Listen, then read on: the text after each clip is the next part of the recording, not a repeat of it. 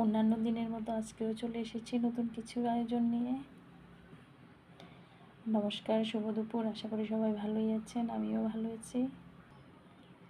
আজকে আমার দুপুরের আয়োজনে আছে এই যে লাউয়ের ডাঁটা দিয়ে, আলু দিয়ে, মাছের মাথা দিয়ে, সাথে এই যে হেলন ডাল। এটা আমি কিছুটা সিদ্ধ করে রেখেছি।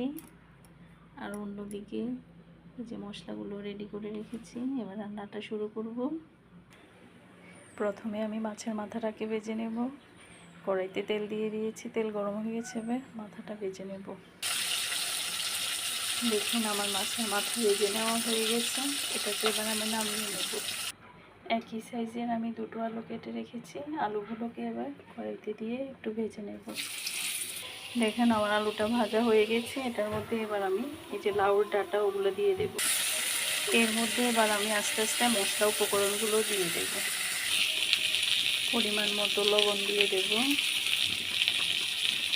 পরিমাণ মতো হলুদ দিয়ে দিলাম, পরিমাণ মতো কিছুটা লাল মরিচের গুঁড়ো দিয়ে দিলাম। একটু কষিয়ে নিয়ে এর মধ্যে আমি জল দিয়ে দেবো। আগের থেকে গরম জল করে রেখেছি। কষিয়ে নেওয়া হয়ে গেছে। এবার আমি এর মধ্যে পরিমাণ মতো জল দিয়ে দেবো।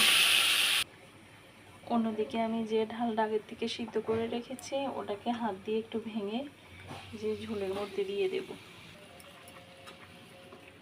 দেখুন ডালটা ভেঙে নিয়েছি। এটা আবার তরকারির মধ্যে দিয়ে দেব। দেখুন আমি ডাঁটাটা সিদ্ধ হয়ে গেছে। এবারে মাথার মধ্যে তরকারিটা ঢেলে নেব।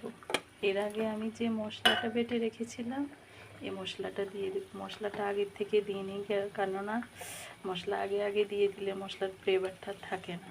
সে কারণে আমি এখন মশলাটা দিয়ে তরকারিটাকে নামিয়ে নেব। তরকারিটাকে আমি মাথার মধ্যে ঢেলে নিয়েছি।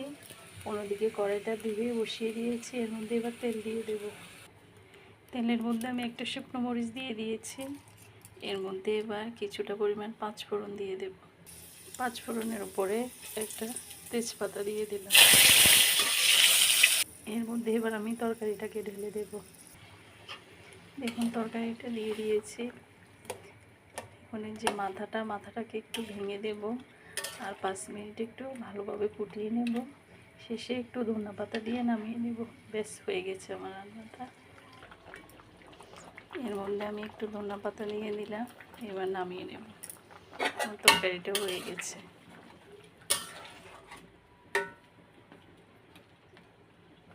তরকারিটা খেতে কিন্তু